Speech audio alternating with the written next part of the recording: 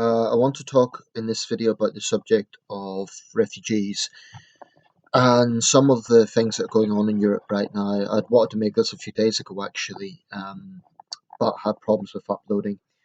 So there's been two examples of how this issue of immigration is being put to the forefront of the news. And those examples have taken place in Middlesbrough and Cardiff. For my international viewers, Middlesbrough is big industrial town in the northeast, and Cardiff is the capital of Wales. So, in the case of Cardiff, refugees are being told to wear red bands. I don't know if these are made of fiberglass or something, but they're basically red wristbands.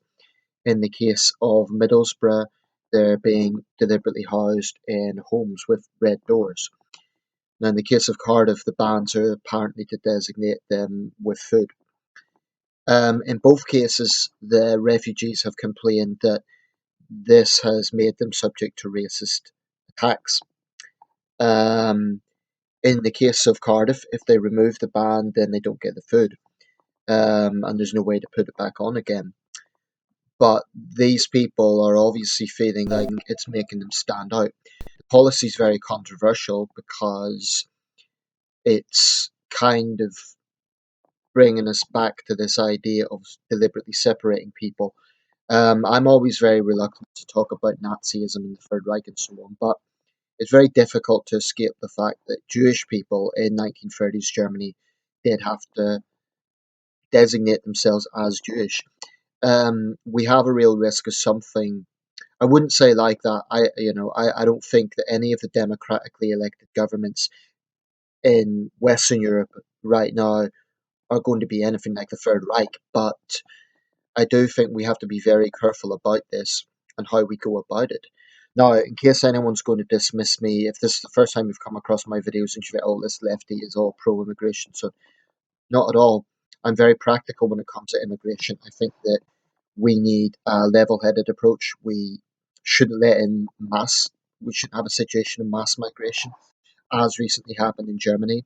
By the way, what happened in Cologne was appalling. Some would say inevitable. So I consider myself honestly centrist on the subject of immigration. I feel that powerful, developed countries do have an obligation to help desperate people, a moral obligation, as well as a legal obligation. It's stipulated in the UN.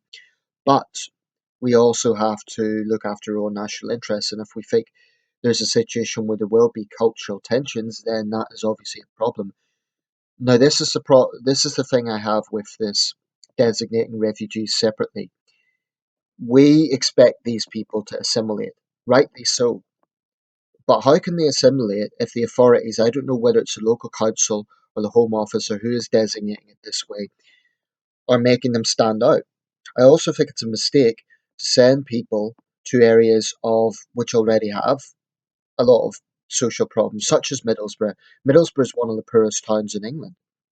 So, this is ridiculous, sending them to places in the north where there's already social problems.